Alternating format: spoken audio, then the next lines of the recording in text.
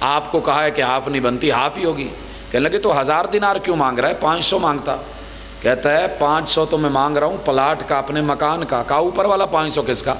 کہا عبداللہ بن مبارک جیسا مسلمان ہمسایہ بھی تو دے کے جا رہا ہوں۔ بالجیران تغل الدیار وترخص۔ اللہ اکبر۔ اور ہمسائے سے ضروری نہیں کہ وہ مکان کا ہمسایہ ہو، آپ ایک کلاس روم میں بیٹھے ہیں، کرسی پہ بیٹھا ساتھ کا اسٹوڈنٹ ہمسایہ ہے، آپ سفر میں ہیں، سیٹ پہ بیٹھا ساتھ کا آدمی ہمسایہ ہے، آپ حال میں بیٹھے ہیں، ساتھ میں موجود انسان ہمسایہ ہے، آپ کہیں کام کر رہے ہیں، جس جگہ پہ بھی آپ ہیں، جو آپ کے پہلو میں دائیں بائیں آگے پیچھے، وہ آپ کا ہمسایہ ہے۔ اگر وہ میری وجہ سے تنگ ہے، اللہ کی قسم میں بھلے اپنے لفظوں میں جتنا مرضی جنتی اچھا بنوں، اللہ نے منع کر دیا ہے کہ اس انسان کو جنت میں نہیں جانے دیا جائے گا۔ اسی طریقے سے وہ انسان بھی جنت میں نہیں جائے گا جس کی زبان اپنے کنٹرول میں نہ ہو، اور عربی میں اسے جواز کہتے ہیں، جو خود نچڑنے لگے، اس سے کنٹرول ہی نہ ہو۔ یہ بد زبان قسم کا انسان، یہ جھگڑالو، یہ بولنے والا، یہ دنیا کے ساتھ برے طریقے سے زبان کو چلانے والا، اور خصوصاً ماشاءاللہ میرے شہر لاہور کے جو ڈائیلاگز ہیں وہ میں اور آپ سنتے ہیں، آپ جانتے ہیں، میں نے کئی بار یہاں سے گزرتے سنا ہے، وہ آنجڑی ایک دفعہ گال کٹ دی، دوبارہ نہیں کٹی دی۔ یہ ہم نے اس کو میرٹ بنا لیا، خوبصورتی بنا لیا کہ میں جو ایک بار لے آؤں پھر دوبارہ ویسی نہیں۔ میرے پاس گردان اتنی ہے، الفاظ اتنے ہیں، ویکیبلری اتنی ہے، مجموعہ اتنا ہے، میں بس زبان اتنا ہوں، اور دنیا بس زبانی کی وجہ سے اس کی قدر کر رہی ہوتی ہے، اس کی حیا کر رہی ہوتی ہے۔ محبوب نے فرمایا یہ جنت میں جانے والا نہیں ہے، ابو داؤد کی حدیث ہے، وَلَلْ جَعْزَرِيُّ، وہ انسان بھی جنت میں نہیں جائے گا جو بد مزاج ہے، جس کا مزاج اچھا نہیں، جس کا رویہ اچھا نہیں۔ بد مزاجی اگر دیکھنی ہو، مجھے اللہ معاف کرے، معذرت کے ساتھ، بزرگوں سے انتہائی معذرت کے ساتھ، پہلی صف میں اگر کوئی بچہ جذبے میں کوئی روایت پڑھ کے، حدیث پڑھ کے، رسول اللہ علیہ وسلم کا فرمان پڑھ کے، یہ سن کے آ کے بیٹھ جائے، بھلے وہ پڑھا لکھا ہو، بھلے وہ عالم ہو، لیکن جن لوگوں کا وہاں پہ قبضہ ہے، اسے ایسی ترچھی نگاہوں سے دیکھیں گے، کڑوی نگاہوں سے، وہ بیچارہ گھبرا کے اٹھ جاتا ہے، اور اگر نہیں اٹھا تو پھر اس کے ساتھ جو بد کلامی، بد زبانی، جو رویہ، جو انداز، جو مزاج کا ترشپن دکھایا جاتا ہے، اللہ مجھے معاف کرے، مجھے معاف کرے۔ یہ تو ایک میں مسجد کی مثال دے رہا ہوں، مسجد کے باہر کیا حالات ہیں، چھوٹی چھوٹی باتوں پہ بد مزاج شوہر، بد مزاج بیوی، بد مزاج بھائی، بد مزاج دوست۔ یہ مزاج کو اپنے صحیح کیجئے، نہیں تو کل قیامت کے دن جب مزاج جہنم کی آگ میں اس کو روسٹ کیا جائے گا، پھر اس کا ٹیسٹ نکلے گا اور پتہ چلے گا۔ اس لیے مزاج اچھا رکھیے گا اگر جنت میں جانا ہے۔ رسول اللہ صلی اللہ علیہ وسلم نے مسلم کی حدیث سے فرمایا، لا يدخل الجنت من كان في قلبه مثقال ذرة من کبر، بڑا پن، عجب، تکبر اگر آ گیا جنت میں انٹری منع ہے، یہ جنت میں نہیں جائے گا۔ تو جنت میں جانے کے لیے کیا چیز چاہیے؟ نرمی، عاجزی، دھیما پن، خوش اخلاقی، میٹھا میٹھا، جھکا جھکا۔ اللہ جھکنے والی شاخوں کو پھل لگایا کرتے ہیں۔ اسی طرح فرمایا لا يدخل الجنت قطات، چغل خور جنت میں نہیں جائے گا۔ تو جنت میں جانا ہے تو کیا ہے؟ چغل خوری کی عادت چھوڑیے۔ یہ قبر کا عذاب بھی ہے، یہ جہنم کا عذاب بھی ہے، یہ جنت سے دوری بھی ہے، دنیا کی رسوائی بھی ہے، اور آخرت کے اندر انسان کی ذلت کا سامان بھی ہے۔ چغل خوری میں اور غیبت میں آپ فرق سمجھتے ہیں؟ چغل خوری یہ ہے کہ انسان ایسی بات کرے کہ جس سے دوسرے کے نقصان کا ارادہ کرے کہ میں ایسے کروں گا، اور یہ چھوٹے چھوٹے بچوں سے عادت پکڑتی ہے، جنم لیتی ہے کہ بھائی بہن کے خلاف، بہن بھائی کے خلاف، بھائی بھائی کے خلاف۔ تو ان چیزوں سے ہمیں رکنا ہے۔ اسی طرح اپنے آپ کو، اپنے باپ کو چھوڑ کے کسی اور کی طرف منسوب کرنے والا، یہ شخص جنت میں نہیں جائے گا۔ جنت میں جانا ہے تو اپنے باپ کا پتہ رکھو، نسب نامے کا پتہ رکھو، اپنی قوم اور برادری خالص رکھو۔ یہ جو ہم نے چھوٹے چھوٹے اپنے مفاد کے لیے، دنیا کے لیے نسب نامے بدل لیے، قوم بدل لی، برادری بدل لیے، اور اس کی خاطر ہم نے بہت پاپڑ بیلے۔ محبوب نے فرمایا من ادعا الی غیر ابیہ، بخاری کی حدیث، جو اپنے باپ کے علاوہ نسب نامے کا رخ، قوم کا رخ، اس کا جہت موڑ دے گا، وہ یعلم، اور وہ جانتا ہے کہ وہ اس کا نسب نامہ نہیں، وہ اس کا باپ نہیں، وہ آبا و اجداد نہیں، فالجنت علیہ حرام، یہ جنت میں نہیں جائے گا۔ آپ نے کسی کو بچہ دینا ہے یا بچہ لینا ہے؟ اڈاپٹ کرنا ہے، لیں، منع کوئی نہیں کرتا، لیکن اس کا باپ نہ بدلے، اس کا نسب نامہ نہ بدلے، اس کے اصل باپ کی طرف اس کی نسبت رہنے دیں، تاکہ جب وہ بڑا ہو تو کل کو شرمندہ نہ ہو، اسے یہ نہ ہو کہ میرا باپ میری ماں مجھے گھر میں رکھ نہیں پائے، اسے پتہ ہو کہ میرا باپ فلاں ہے، میری ماں فلاں ہے، لیکن انہوں نے خیر خواہی کرتے ہوئے ایک انسان جس کی اولاد نہیں تھی اس کو دیا ہے، تو اس کے دل میں خیر کی تمنا اور آرزو جو ہے وہ کڑوٹ لے، اس کے برعکس نہیں ہو۔ اسی طرح بلا وجہ طلاق مانگنے والی خاتون، گھر میں آسائش ہے، آرام ہے، عزت ہے، احترام ہے، اللہ کا دیا سب کچھ ہے، مالی ضرورت بھی پوری ہو رہی ہے، جسمانی بھی پوری ہو رہی ہے، اور اس کی جائز تمنائیں، آرزویں، چاہتے چادر اور چار دیواری کی حدود میں اللہ تعالیٰ پوری کر رہا ہے، اس کو عزت اور احترام ملا ہوا ہے، لیکن چھوٹی چھوٹی باتوں کے اوپر ڈیمانڈ کر کے کہ یہ نہیں تو چلے پھر ایسے ہے طلاق دے دو، یہ نہیں ہوا تو طلاق دے دو، فلاں کے پاس یہ مجھے نہیں، مجھے فارغ کر دو، میں تیرے گھر میں رہنے سے بھلی۔ تو محبوب نے فرمایا ایّم امرأۃ، جس عورت نے سالت زوجہا طلاقا من غیر باسن، اور اسے کوئی پرابلم بھی نہیں ہے، فحرام علیہا رائحۃ الجنہ، جنت تو دور کی بات ہے جنت کی خوشبو کو بھی نہیں پائے گی۔ تو حل کیا ہے کہ گھر کے اندر ماحول ایسا رکھا جائے کہ جہاں تڑاخ تڑاخ تڑاخ، یہ طلاق طلاق والا نہیں، طلب نہیں، بلکہ پرسکون پرامن راحت والا۔ نبی کریم علیہ السلام کے ان فرامین کے ساتھ آئیے جنت کن لوگوں کی زیادہ ہوگی۔ جنت میں اللہ تعالیٰ نے 100 صف 100 صف رکھی ہے، 80 منها من هذه الامہ و40 من سائر الامم، اللہ نے ان میں سے 80 صف امت محمدیہ کو دینی ہے۔ بھائیو خوش رہ جائیے، خوش ہو جائیں، لیکن اس کے ساتھ وہ بخاری کی حدیث بھی یاد رکھیے گا، اللہ آدم علیہ السلام کو بلا کے کہیں گے آدم، کہیں گے جی اللہ جی، جہنم کا لقمہ تیار کرو۔ وہ کہیں گے اللہ جہنم کا لقمہ کیا ہے میں نہیں جانتا۔ اللہ فرمائیں گے اپنی اولاد میں سے 1000 لوگ لو، 999 کا لقمہ بنا کے جہنم کو دیتے جاؤ، ایک جنت کی طرف بھیجتے جاؤ۔ یہ وہ موقع ہے کہ جب جوان بوڑھے ہو جائیں گے، جنہوں نے جو کچھ اٹھایا ہوگا پھینک دیں گے، حاملات اپنے حمل گرا دیں گے، اور انسان اس طرح ہوگا وَتَرَاهُمْ، آپ جب ان کو دیکھیں گے تو یوں دیکھیں گے سکارا، نشے میں، وَمَا هُمْ بِسُکَارَا، وہ نشے میں نہیں ہیں، وَلَكِنَّ عَذَابَ اللَّهِ شَدِيدٌ، رب کی پکڑ بڑی سخت ہوگی، پتہ ہوگا کہ یہ بن جانا ہے، بھیج دینا ہے، اس کو بھی مد نظر رکھنا ہے۔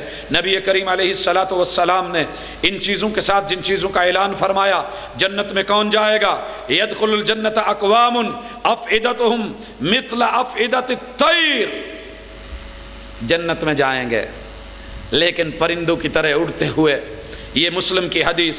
کون جائے گا، نرم دل عاجز مزاج، حرم علی النار، حرام کر دیا گیا ہے آگ پہ، کل لین سہل قریب من الناس، وہ آدمی جو بڑا نرم خو ہے، نرم مزاج ہے، لوگوں کے قریب قریب رہتا ہے، دور نہیں ہوتا، دور نہیں کرتا۔ اسی طرح غریب، فقیر، محتاج، مسکین، کمزور، جس کا عقیدہ صحیح ہے۔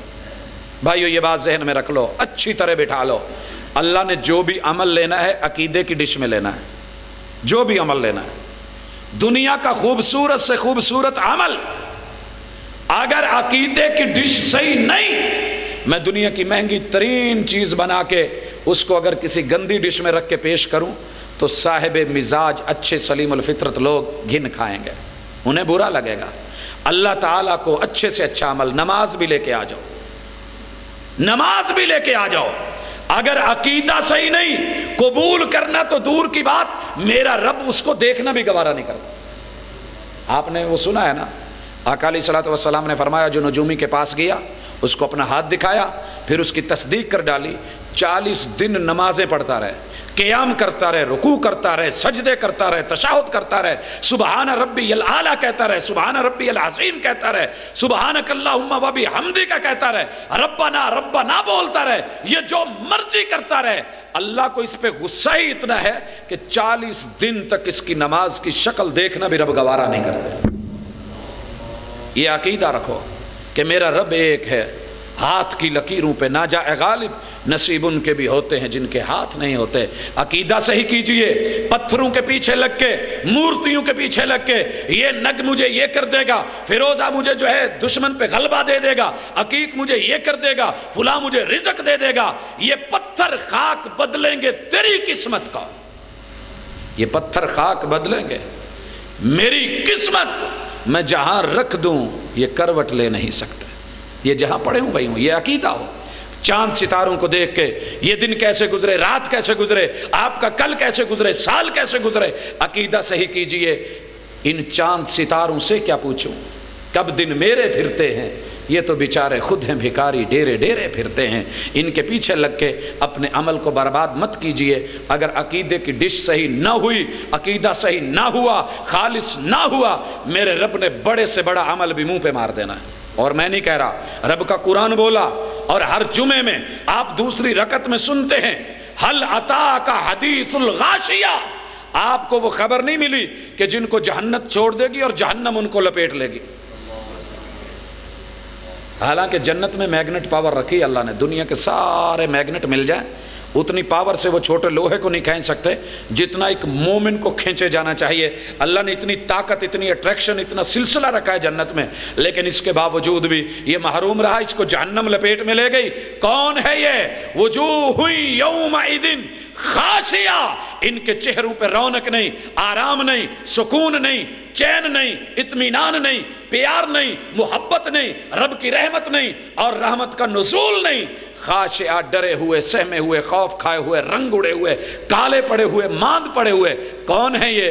عاملۃ ناصبہ، قیام لے کے آئے، سیام لے کے آئے، قرآن لے کے آئے، تلاوتیں لے کے آئے، جاگنا لے کے آئے، کھڑا ہونا لے کے آئے، سوجے ہوئے پاؤں لے کے آئے، گھٹنوں پہ نشان لے کے آئے، ماتھوں پہ نشان لے کے آئے، لیکن عقیدے کی ڈش صاف نہیں تھی۔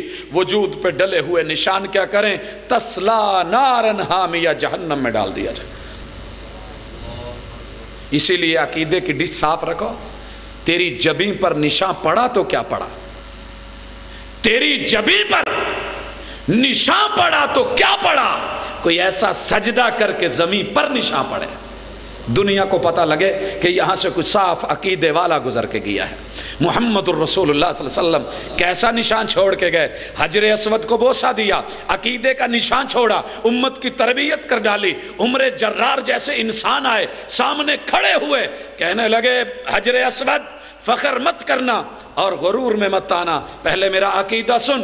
اعلم انک حجر، جانتا ہوں کہ تو پتھر ہے، اور یہ بھی جانتا ہوں جنت کا پتھر ہے، یہ بھی جانتا ہوں تو سفید تھا، یہ بھی جانتا ہوں محبوب نے کہا کہ انسانوں کی غلطیوں نے سیاہ بنایا، پھر بھی محبوب نے تمہیں بوسہ دیا، لیکن یاد رکھ لولا انی رأیت رسول اللہ صلی اللہ علیہ وسلم قبلک لما قبلتک، میرے عمل کا جنت میں جانے کی بنیاد یہ ہے کہ اگر محبوب نے، میں نے نہ دیکھا ہوتا کہ انہوں نے آپ کو بوسہ دیا ہے تو میں قیامت تک تمہیں بوسہ نہ دیتا۔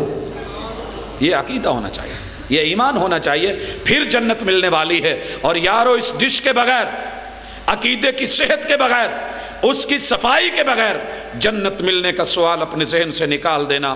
نبی کریم علیہ السلام نے فرمایا کل ضعیف متضعف لو اقسم علی اللہ لابرہ، یہ ضعیف، یہ کمزور، لیکن عقیدہ صحیح ہو۔ یہ وہ نہیں کہ جو فقیر بن کے، ٹل ڈال کے، یہ لچ لفنگ، یہ ننگ دھڑنگ، یہ مست ملنگ بن کے یہ لوگوں کی عزتوں کو تاکتا پھرے، یہ عقیدہ خراب، یہ روزے میں لگے ہوئے سگریٹ، یہ پینے والا شراب، یہ چڑھانے والا سوٹے، لگانے والا جو ہے سب کچھ وہ چرس کے، لیکن نہیں، ساتھ میں عقیدہ اور عمل صالح ہو، اطاعت گزار، جنت میں جائے گا، اڑیل جنت میں نہیں جائے گا۔ بھائیو، یہ بات ویسے سننے والی بھی ہے، عمل کرنے والی بھی۔ اڑیل کبھی جنت میں نہیں جائے گا۔